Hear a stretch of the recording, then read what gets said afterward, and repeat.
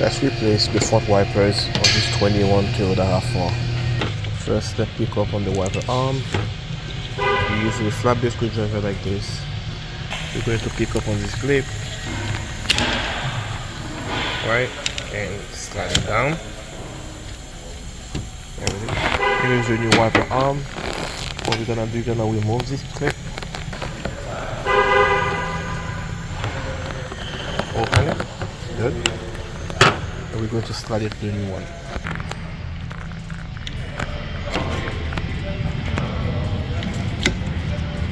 There you go, good. We'll be doing the same thing on the other side. Good.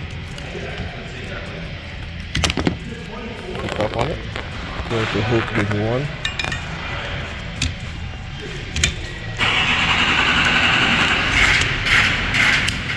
Good. That's it, guys. Thanks for watching. See you in the next one.